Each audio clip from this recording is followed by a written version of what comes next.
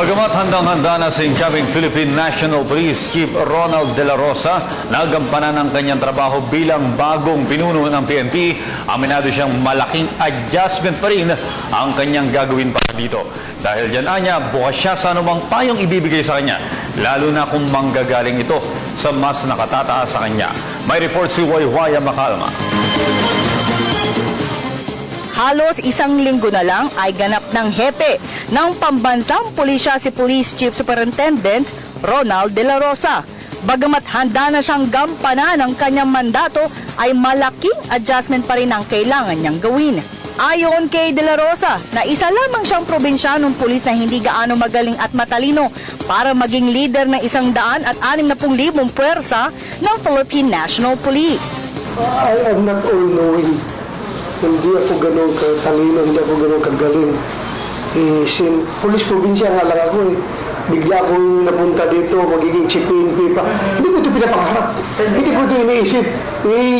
Magiging ganito ako mag-chief PNP. So, hingi ako ng advice. In fact, marami ng advices na natanggap ko. Kaya naman, welcome sa kanya ang mga payo mula sa kanyang mga upper class.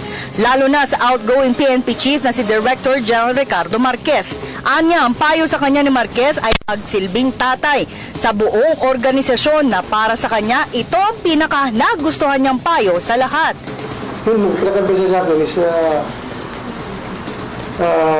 start acting like the father of the PNP organization.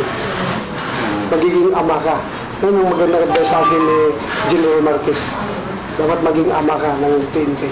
Bukod kay Marquez ay nakahingi na din siya ng payo mula sa dati din mga hepe ng PNP at naging pangulo pa ng bansa na si Fidel Ramos.